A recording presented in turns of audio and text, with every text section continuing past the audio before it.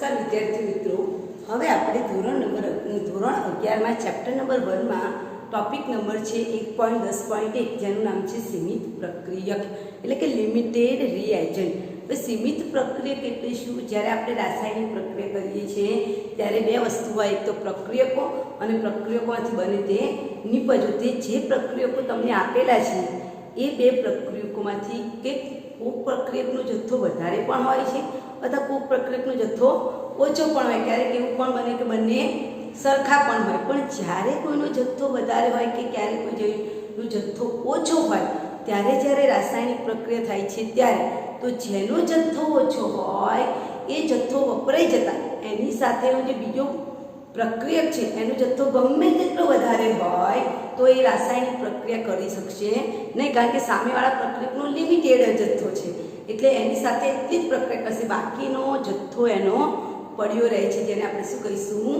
સીમિત પ્રક્રિયક। એટલે હું રિપીટેશન કરું તો એવું કહી શકાય સીમિત પ્રક્રિયક ધારો કે આપણે અહીંયા એક A વત્તા B બે પ્રક્રિયકો લીધા છે, એમાંથી નિપજ બને છે C વત્તા D। ઓકે, તો આમાંથી જે A પ્રક્રિયક છે માની લો કે એના 3 મૂળ છે, B પ્રક્રિયક છે એના માની લો કે 9 મૂળ છે, એમાંથી અહીંયા 3 મૂળ ને અહીંયા પણ 3 મૂળ બને છે।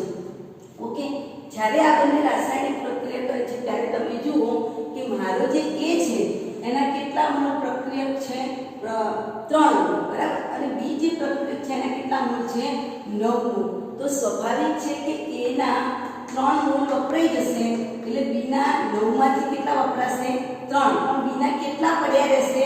6 મૂળ। ભલે એની પાસે 9 મૂળ હોય પણ એની પાસે 3 જ છે એટલે B માના 3 સુધી રાસાયણિક પ્રક્રિયા થશે, પછી રાસાયણિક પ્રક્રિયા કરવા જશે તો એ પાસે એક પણ મૂળ નથી એટલે પ્રક્રિયા આગળ થશે નહીં। કહેવાનો મતલબ જે પ્રક્રિયકનું પ્રમાણ ઓછું હોય તે પ્રક્રિયાને શું કરી દે છે? મર્યાદિત કરી દે છે અને એનાથી પ્રક્રિયા શું થઈ જાય? અટકી જાય છે। તો એવા પ્રક્રિયકને આપણે શું કહીશું? સીમિત પ્રક્રિયક। પ્રક્રિયાની અંદર જેનો જથ્થો ઓછો હોય અને એ જથ્થા દ્વારા આગળ રાસાયણિક પ્રક્રિયા બીજા પદાર્થની પ્રક્રિયકની મૂળ ગમે તેટલા વધારે હોય તો પણ એ પ્રક્રિયા કરી શકતો નથી, કારણ કે બીજા પ્રક્રિયકના મૂળ કેવા છે? ઓછા છે। તો આવા પ્રક્રિયકને આપણે શું કહીશું? સીમિત પ્રક્રિયક। Okay, clear? સમજણ પડી ગઈ? હવે ધારો કે આપણને એવો દાખલો આપેલો છે તો એક્ઝામ્પલ જે આપેલો છે એ એક્ઝામ્પલમાં તમે જુઓ એને એવું લખ્યું છે કે 50 કિલોગ્રામ એક્ઝામ્પલ લખું છું, કોયડો 1.5 કોયડો 1.5 ના એને લખ્યું છે કે 50 કિલોગ્રામ N2 છે અને 10 કિલોગ્રામ હાઇડ્રોજન વાયુ છે। જો બરાબર સાંભળજો, H2 છે N2 છે અને એમાં એને મિક્સ કરીને એમને એમોનિયા મેળવવાનું છે। એ બંનેને મિક્સ કરીને શું મેળવવાનું છે? એમોનિયા મેળવવાનું છે। તો એમોનિયાના કેટલા ગ્રામ ઉત્પન્ન થશે એની આપણે ગણતરી કરવાની છે। લખ્યું છે કે સીમિત પ્રક્રિયક જણાવો। આ પ્રક્રિયામાં સીમિત પ્રક્રિયક જણાવો, બરાબર। અહીંયા આપણે પ્રક્રિયા લખીશું કારણ કે આ આપણને જે પ્રક્રિયા આપી છે એ હેબર પદ્ધતિ દ્વારા એમોનિયા વાયુ બનાવવાની પદ્ધતિ છે, જેમાં N2 + 3H2 આપણને ખબર છે, આપણે એમોનિયા વાયુ બનાવવા શીખી ગયા છે। N2 + 3H2 ઇટ મીન્સ બધા વાયુ સ્વરૂપમાં છે, એમાંથી બે મૂળ શું મળશે?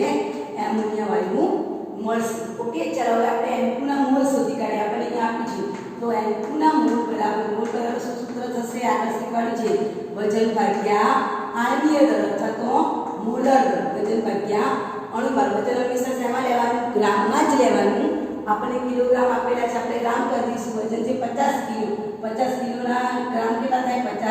50,000 ગ્રામ છેદમાં તમને નાઇટ્રોજનનો અણુભાર, નાઇટ્રોજન N એટલે 14, તો સ્વાભાવિક છે કે N2 એટલે કેટલા થાય? 2 ગુણ્યા નાઇટ્રોજન, નાઇટ્રોજનનો કેટલો છે? પરમાણુ ભાર 14 એટલે કેટલા થશે? 28। તો N2 અણુનો અણુભાર કેટલો થશે? 28। હવે 50,000 ને તમે 28 વડે ભાગશો એટલે તમને 17,865 પોઈન્ટ આવો જવાબ મળશે, બરાબર।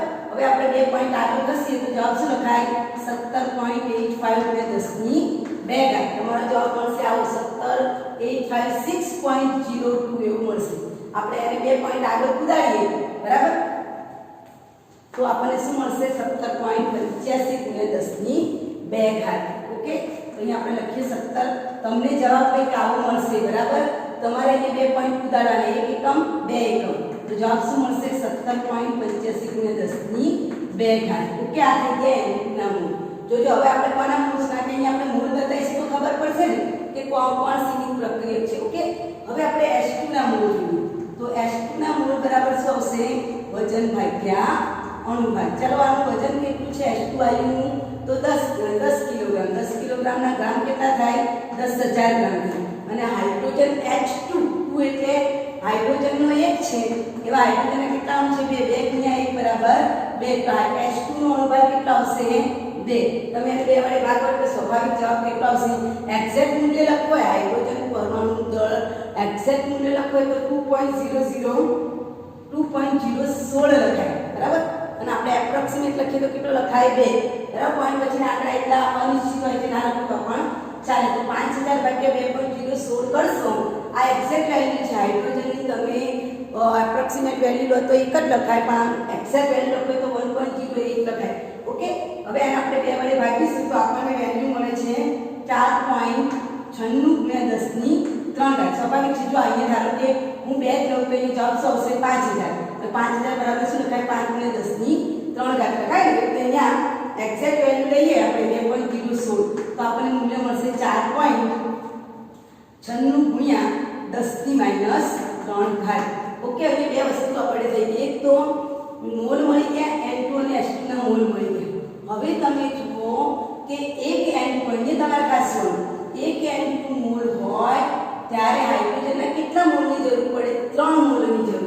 ત્યારે 2 મોલ એમોનિયા બને. તો અહીંયા આપણે 83 મૂકીશું કે 1 મોલ N2 હોય ત્યારે કેટલા હાઇડ્રોજનની જરૂર પડે છે? 3 મોલ હાઇડ્રોજનની જરૂર પડે. તો મારી પાસે કેટલા મોલ છે? 17.85 × 10⁻² જેટલા મોલ છે. તો કેટલા હાઇડ્રોજનની જરૂર પડશે? 17.85 × 10⁻² × 3/1 બરાબર. 17 × 3 કરો એટલે તમને જવાબ મળશે 5.36. 10⁻² છે અને 10⁻³ કર્યું 5.36 × 10⁻³ આટલા હાઇડ્રોજનના મોલ હોવા જોઈએ. પણ તમે મારા હાઇડ્રોજનના મોલ જુઓ કેટલા મળે છે? 4.96. રિપીટ કરું છું, પહેલા મેં N2 ના મોલ શોધ્યા 17.85, હાઇડ્રોજનના મોલ શોધ્યા 4.96 બરાબર. 4.96 × 10⁻³ ત્યાર પછી આપણે 83 મૂકી. 83 એટલે 1 મોલે હાઇડ્રોજનના 3 મોલ મળે છે. તો 17.85 × 10⁻² બરાબર કેટલા મોલ હોવા જોઈએ? 5.36 મોલ હોવા જોઈએ. જ્યારે આપણી પાસે H2 ના મોલ કેટલા મળ્યા છે? 4.96 × 10⁻³ વાસ્તવમાં કેટલા મળવા જોઈએ? 5.36 મળવા જોઈએ. એનો મતલબ કે આપણો કયો પ્રક્રિયક ઓછો છે? હાઇડ્રોજનનો પ્રક્રિયક ઓછો છે. અને હમણાં મેં કીધું તેમ જેનો પ્રક્રિયક ઓછો હોય તે કેવો પ્રક્રિયક કહેવાય? સીમિત પ્રક્રિયક કહેવાય. એનો મતલબ કે આ પ્રક્રિયામાં હાઇડ્રોજન વાયુ એવો છે સીમિત પ્રક્રિયક છે. એનો જથ્થો ઢાળિયા કરતાં કેવો છે? ઓછો છે. ક્લિયર? સમજણ પડી ગઈ? તો આ રીતે આપણે સીમિત પ્રક્રિયક ગણી શકીએ છીએ, બરાબર. પછી એવી રીતે તમે અહીંયા એ પણ લખી શકો કે ભાઈ 1 મોલ એમોનિયા છે તો 1 મોલ એમોનિયા બરાબર 17 ગ્રામ થાય, બરાબર. તમને જો એમોનિયાના મોલ શોધવા કીધું હોય તો તમે એવું પણ લખી શકો 3 મોલ હાઇડ્રોજન બરાબર 2 મોલ એમોનિયા થાય. તો 3.30 × 10⁻³ બરાબર કેટલા થાય? બરાબર. એ રીતે પણ આપણે દાખલો એમોનિયાના મોલ શોધવાના કીધા હોય તો આપણે આગળ દાખલો ગણી શકીએ. અહીંયા ખાલી મેઇન ટોપિક હતો સીમિત પ્રક્રિયક. ઓકે, તો આપણે આ રીતે સીમિત પ્રક્રિયકનો દાખલો ગણીશું. જ્યારે પણ તમારે સીમિત પ્રક્રિયક પૂછાય ધ્યાનમાં રાખો તમારે મોલ ગણવાના છે. એ બંનેના મોલની કમ્પેરિઝન કરવાની છે અને એ કમ્પેરિઝન કરવાથી જેના મોલ ઓછા મળે એ આપણો સીમિત પ્રક્રિયક કહેવાય. ક્લિયર? સમજ પડી ગઈ? હવે આપણે ધ્યાનમાં રાખીશું એના પછીનો આપણો ટોપિક છે દ્રાવણોમાં પ્રક્રિયાઓ. દ્રાવણોમાં પ્રક્રિયાઓ પોઈન્ટ નંબર 1.10.2 દ્રાવણોમાં પ્રક્રિયાઓ. દ્રાવણોમાં પ્રક્રિયાઓ. હવે આ દ્રાવણોમાં પ્રક્રિયાઓ એટલે શું? પહેલા તો એને સમજો. દ્રાવણમાં પ્રક્રિયાઓ એટલે દ્રાવણમાં કઈ કઈ પ્રક્રિયાઓ થાય એની વાત છે. એની અંદર ખરેખર એવું હોવું જોઈએ કે આ પ્રયોગશાળામાં આપણે ઘણી બધી પ્રક્રિયાઓ કરીએ છીએ તો આપણે દ્રાવણની શું માપીએ છીએ? સાંદ્રતા માપીએ છીએ. હવે તમારે આવશે 11માં ટાઇટ્રેશન આવશે, રેડોક્સ અનુમાપન, જેમાં પહેલાં નોર્માલિટી આવતું હતું, અત્યારે શું આવે છે? મોલારિટી એકમ આવે છે. M1V1 બરાબર M2V2. એટલે આપણે પ્રયોગશાળામાં જઈશું એટલે આપણે આપણું શીખવાડીશું. એ બધું આની સાથે સંકળાયેલું છે. એટલે આ મુદ્દો પ્રેક્ટિકલના પ્રશ્નો સાથે પણ સંકળાયેલો છે. તો પહેલા શબ્દ આવે દ્રાવણની સાંદ્રતા એટલે શું? પહેલાં તો સાંદ્રતાની વ્યાખ્યા કે સાંદ્રતા એટલે શું? તો દ્રાવણમાં દ્રાવ્ય થયેલા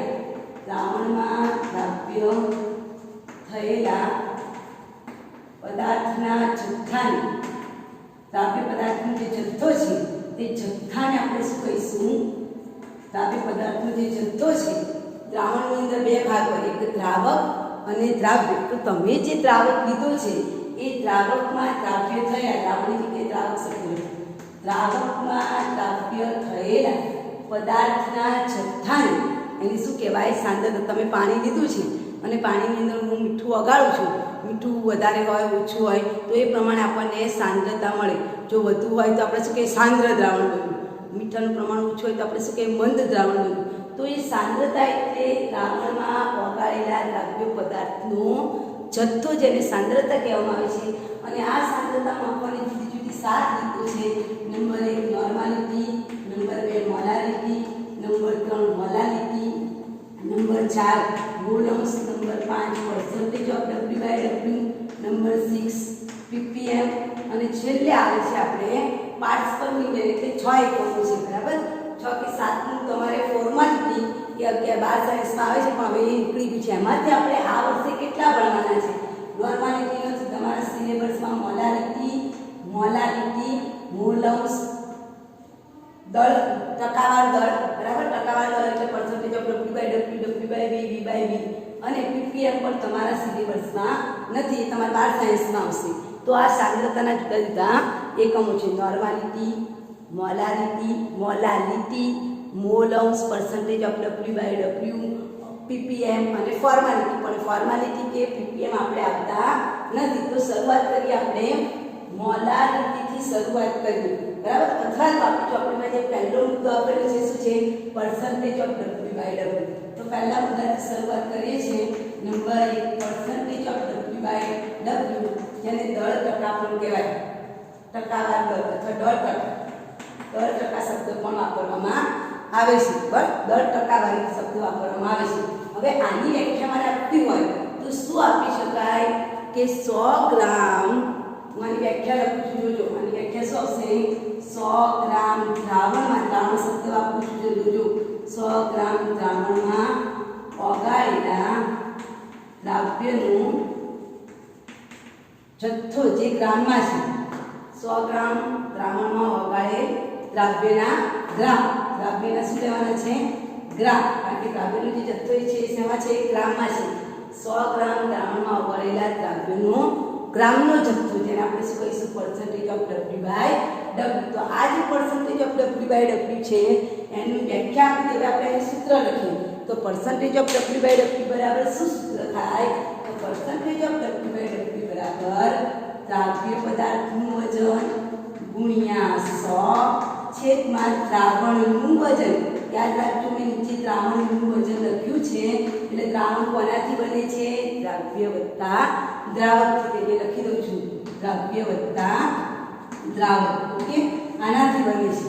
ચાલો હવે આપણે કોઈ એક એક્ઝામ્પલ જોઈએ. આનું આપણે આ સૂત્ર તમારે યાદ રાખી લેવાનું.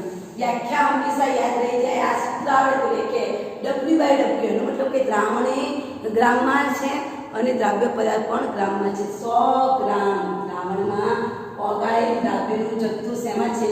ગ્રામમાં છે. તેને આપણે શું કહીશું? Percentage of W/W. હવે આપણે એના આધારિત એક દાખલો જોઈએ. માની લો કે તમને ચોપડીમાં આપેલું છે કે પદાર્થ A, અહીંયા આપણે લખીએ છીએ એનો દાખલો કે પદાર્થ A બરાબર, અહીંયા ઉપર સૂત્ર લખી દઉં છું. સૂત્ર શું લખીશું? પર્સન્ટેજ ઓફ W/W એટલે દ્રાવ્ય પદાર્થનું વજન ગુણ્યા 100 છેદમાં દ્રાવણનું વજન. આ યાદ રાખજો, દ્રાવણ શબ્દ વાપરું છું, નોટ દ્રાવક. બરાબર? ચાલો હવે મને કોયડાની અંદર દાખલો આપેલો છે. કોયડો 1.6 માં લખ્યું છે પદાર્થ A છે. મારો પદાર્થ A શું છે ખબર નથી, પણ એમાં લખ્યું છે 2 ગ્રામ છે. અને જે મારું પાણી છે, ધેટ ઇઝ પાણી એટલે દ્રાવક, અને પાણી છે એ પાણી કેટલું ગ્રામ છે 18 ગ્રામ છે. તો આપેલા પદાર્થનું 10% શોધો. પર્સન્ટેજ ઓફ W/W 10% એટલે પર્સન્ટેજ ઓફ W/W શોધો. તો તમારે સમજી લેવાનું પાણી હંમેશા શું હોય? દ્રાવક જ હોય. એનો મતલબ કે આ ઘટક એ આપેલો છે મારો કયો પદાર્થ છે? દ્રાવ્ય પદાર્થ છે. ક્લિયર? સમજણ પડી ગઈ? ચાલો હવે આપણે દાખલો કરીએ. તો દાખલામાં પહેલા સૂત્ર આવડે પર્સન્ટેજ ઓફ W/W બરાબર દ્રાવ્ય પદાર્થનું વજન ગુણ્યા 100 ભાગ્યા દ્રાવણનું વજન. ચાલો દ્રાવ્ય પદાર્થ એટલે કયો છે? પાણી કે એ? તો એ આવશે કારણ કે પાણી શું છે? દ્રાવક. તો દ્રાવ્ય ઘટક છે 2 ગુણ્યા 100 ભાગ્યા દ્રાવણ. હમણાં કીધું દ્રાવણ એટલે કયા બે પદાર્થો ભેગા થાય? દ્રાવ્ય અને દ્રાવક. તો દ્રાવ્યનું છે 2 વત્તા દ્રાવકનું છે 18 એટલે નીચે કેટલા આવશે? 20. ઉપર આવશે 200 ભાગ્યા 20. અહીંયા જશે તો કેટલો જવાબ આવશે? 10% W/W. ક્લિયર? સમજણ પડી ગઈ? દાખલો જોઈ લો. એના પછી આપણે બીજો મુદ્દો શરૂ કરીએ. Okay? Clear? Percentage of W/W. એવી રીતે પર્સન્ટેજ ઓફ W/V પણ તમારે આવે છે. અત્યારે સૂત્રો લખાવી દઉં છું. એના દાખલા તમને સેન્ડ કરીશ. તમારે મને ગણીને મોકલવાના. એટલે કે આપણા સિલેબસમાં નથી પણ શીખવાડવું જરૂરી છે. Percentage of W/V. હવે જે વસ્તુ છેદમાં આવે ને એનાથી શરૂઆત થાય. છેદમાં કદ છે. કદ હંમેશા આપણે મિલીલીટરમાં લેવાનું. તો 100 મિલીલીટર દ્રાવણમાં ઓગાળેલા દ્રાવ્યના વજનનું કારણ કે અંશમાં છે ને એ પદાર્થ W છે. W એટલે વજન અને V એટલે કદ. કદ એટલે વોલ્યુમ એટલે મિલીલીટર. તો 100 ml દ્રાવણમાં ઓગાળેલા દ્રાવ્યના વજનને પર્સન્ટેજ ઓફ W/V કહેવાય. ઓકે? એનું આપણે સૂત્ર લખી નાખીએ 100 ગુણ્યા W ભાગ્યા દ્રાવણનું કદ. આ W એટલે દ્રાવ્ય પદાર્થનું વજન. દ્રાવ્યનું વજન. ઓકે? તો આ સૂત્ર આપણે લખી દઈશું પર્સન્ટેજ ઓફ W/V. માની લો કે હું એક દાખલો જ આપું છું તમને કે પદાર્થ A છે એ મારું 10 ગ્રામ છે અને પાણી જે છે એ પાણીનું વજન 36 ગ્રામ છે. તો પર્સન્ટેજ ઓફ W/V 36 ને આપણે પાણી ml માં લઈશું. બરાબર? 36 ગ્રામ કારણ કે પાણી દ્રાવણનું કદ કીધેલું છે. તો આપણે NaOH લઈએ કે NaOH છે. NaOH પણ કેવો છે? દ્રાવ્ય પદાર્થ. તો એક પદાર્થ આપણે A તરીકે NaOH લઈએ કે NaOH ના 10 ગ્રામ છે. એ 10 ગ્રામને પાણીમાં ઓગાળવાથી 250 ml દ્રાવણ બને છે. સીધું દ્રાવણ જ આપી દઉં છું. 250 ml દ્રાવણ બને છે. તો આપેલા પદાર્થના પર્સન્ટેજ ઓફ W/V શોધો. ચાલો પર્સન્ટેજ ઓફ W/V શોધવાનું છે. અહીંયા મેં આખું દ્રાવણ જ આપી દીધેલું છે. તમારે સરવાળો કરવાનો નથી. ચાલો 100 ગુણ્યા એને પદાર્થનું વજન કેટલું આપેલું છે? આપણને 10 છેદમાં આખા દ્રાવણનું પદ તમને આપી દીધું. કેટલું આપ્યું છે? 250 ml. ઓકે? તો અહીંયા આપણે 1000 ભાગ્યા 250 એટલે કેટલા આવશે? 4. બરાબર? તો 4% પર્સન્ટેજ ઓફ W/V જવાબ મળે. આ તમારી જાણકારી માટે છે, નોલેજ માટે છે. 12 સાયન્સમાં વસ્તુ ઉપયોગમાં આવશે. આના દાખલા તમે પછી સેન્ડ કરીશ. તમે મને ભણીને મોકલાવો. આપણે સૂત્ર નોંધી દઈશું. બરાબર? એ પછી છે પર્સન્ટેજ ઓફ V/V. ઓકે? આપણા સમય મર્યાદા છે તો આપણે બધું આગળથી ડિટેલ આપણે ચલાવીશું કે પર્સન્ટેજ ઓફ V/V એટલે શું? તો બંને કદમાં છે. તો 100 ml દ્રાવણમાં ઓગાળેલા દ્રાવ્યનું 100 ml દ્રાવણમાં ઓગાળેલા દ્રાવ્યનું કદ. 100 ml દ્રાવણમાં ઓગાળેલા દ્રાવ્યનું કદ. બરાબર? 100 ml દ્રાવણમાં ઓગાળેલા દ્રાવ્યનું કદ. ધ્યાન સૂત્ર શું છે? પર્સન્ટેજ ઓફ V/V બરાબર દ્રાવ્ય પદાર્થનું કદ. હવે બંને કદમાં છે. દ્રાવ્યનું કદ છેદમાં દ્રાવણનું કદ. માની લો કે ઇથેનોલ છે. તો હું દાખલો આપું છું કે ઇથેનોલના 10 ml ને 500 ml દ્રાવણમાં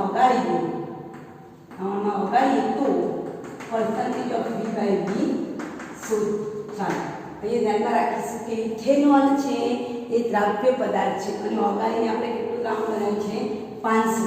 તો તો દ્રાવ્ય પદાર્થનું વજન 10 ગુણ્યા 100 દ્રાવણનું વજન આપી દીધું છે 500 ml બરાબર. અહીંયા જતા રહેશે કેટલા આવશે 10% V/V. આ તમારા નોલેજ માટે છે. તમારી ચોપડીમાં ખાલી percentage of W/W છે. ઓકે, આ તમારા દાખલા એટલા માટે કે બાર સાયન્સમાં આગળ આવે છે એટલા માટે. હવે આપણે બીજો મુદ્દો લઈએ. આપણો પહેલો ટોપિક પતી ગયો percentage of W/W. હવે બીજું તમને આપેલું છે મોલ અંશ આપેલા છે. સૌથી ઇમ્પોર્ટન્ટ આ મોલ અંશ આવડે તો આપણને બધું જ આવે.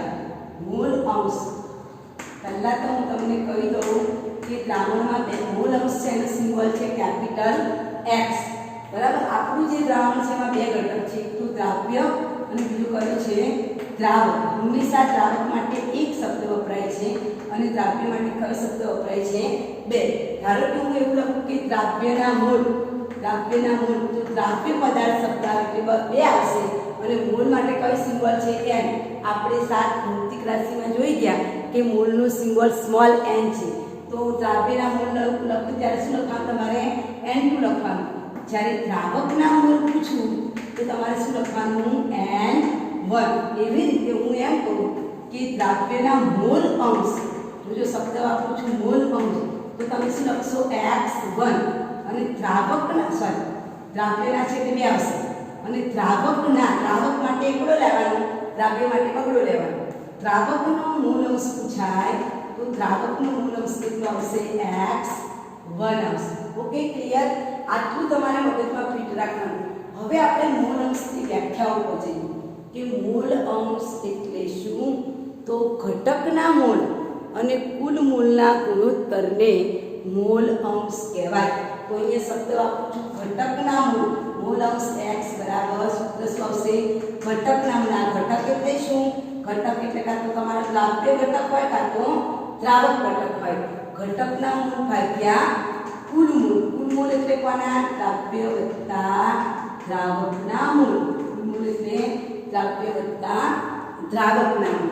બરાબર. ધારો કે હું દ્રાવ્યના મોલ અંશ દ્રાવકના મોલ અંશનું સૂત્ર લખું તો દ્રાવકના મોલ અંશનું સૂત્ર x1 બરાબર ઘટક અહીંયા કઈ લીધું છે દ્રાવક, તો ઉપર શબ્દ આવશે દ્રાવકના મોલ છેદમાં સૂત્ર બનાવું છું. તો દ્રાવકના મોલ અંશ પૂછાય તો તમારે સૂત્ર શું લખવાનું? દ્રાવકના મોલ છેદમાં દ્રાવ્ય વત્તા દ્રાવકના મોલ, જેને આપણે કુલ મોલ કહીએ. આ એક સૂત્ર. એટલે સૂત્ર પહેલા તો નોંધી કાઢો x1 નું સૂત્ર. ક્લિયર? એના પછી આપણે x2 નું સૂત્ર જોઈએ. x1 નું સૂત્ર નોંધી કાઢ્યું, ઉપરથી એવું બધું કાઢી લો તો કદાચ નીચેના ભાગે ન દેખાતું હોય. બરાબર. x1 નું સૂત્ર નોંધી કાઢ્યું. હવે આપણે x2 નું સૂત્ર જોઈશું. તો મોલ અંશ દ્રાવ્યના મોલ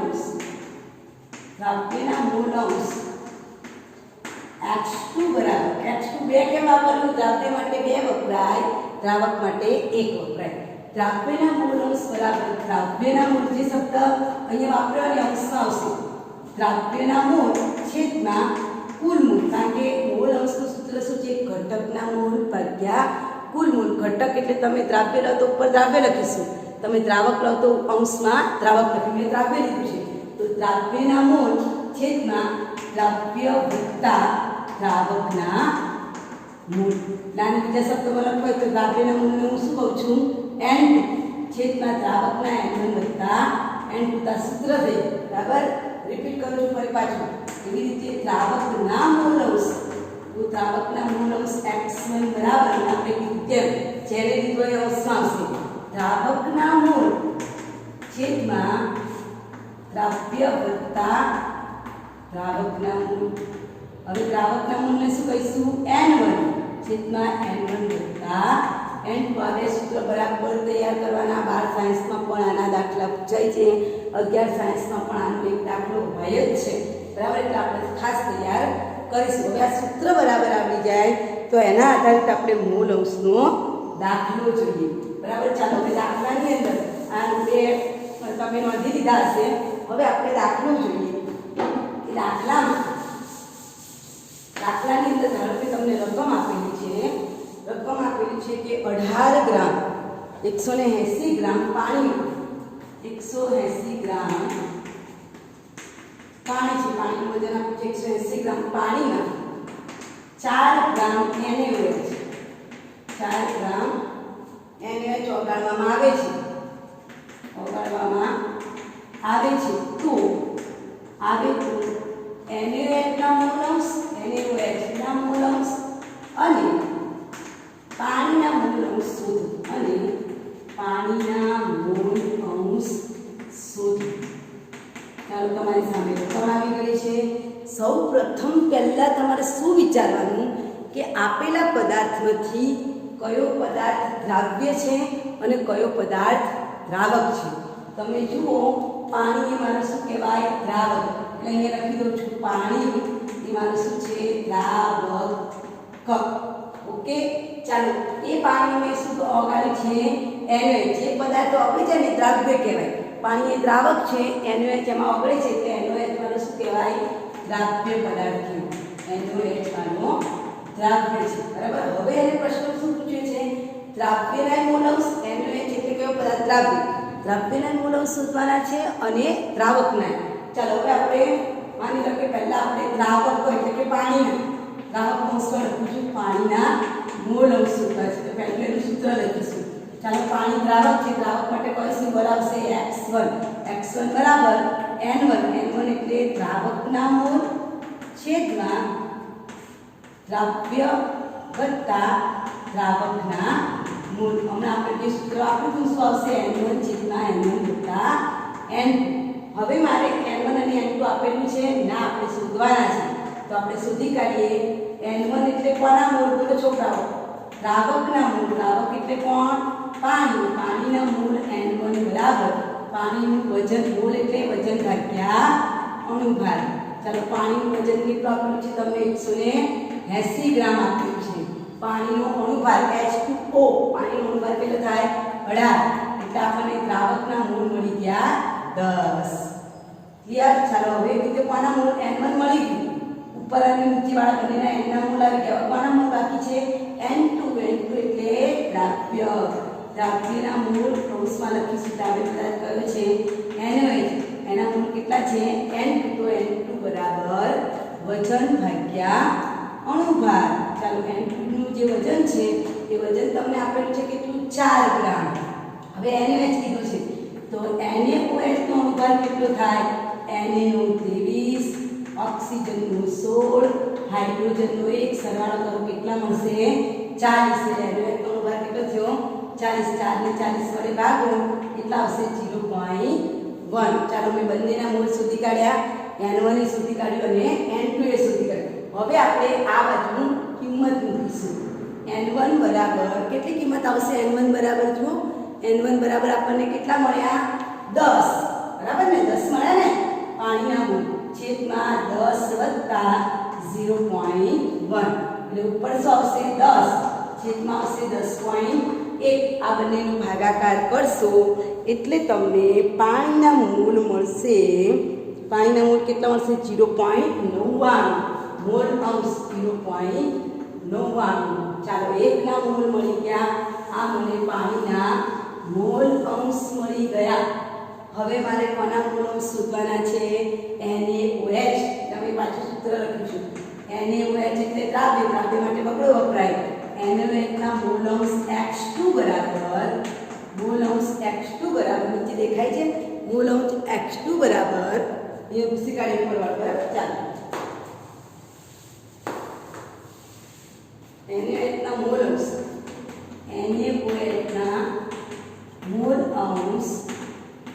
x2 બરાબર NaOH ના મોલ છેદમાં NaOH વત્તા કોના મોલ પાણી દ્રાવ્ય વત્તા દ્રાવકનું ચલો NaOH ના મોલ આપણને કેટલા મળ્યા હતા 0.1 હમણાં જ મને આપ્યું પછી નીચે પણ 0.1 વત્તા પાણી છે તો બંનેનો સરખો જ આવશે એટલે 0.1 છેદમાં 10.1 કરો એટલે તમને NaOH ના મોલ અંશ કેટલા મળશે 0.0099 ચાલો x1 એ મળી ગયું x2 એ મળી ગયું હવે તમારે એક વસ્તુ ખાસ ધ્યાનમાં રાખવાનું તાળો મેળવવાનું મેં ગણેલો જવાબ સાચો છે કે ખોટું તો એના માટે શું કરવાનું છે x1 અને x2 હંમેશા યાદ રાખવાનું દ્રાવ્ય અને દ્રાવકના મોલ અંશનો સરવાળો હંમેશા કેટલો થાય 1 થાય તો દ્રાવ્યના મૂળ અંશ વત્તા દ્રાવકના મૂળ અંશ કેટલા મળશે? એક આ વાક્ય હંમેશા યાદ રાખવાનું, વારંવાર પરીક્ષામાં પૂછાય છે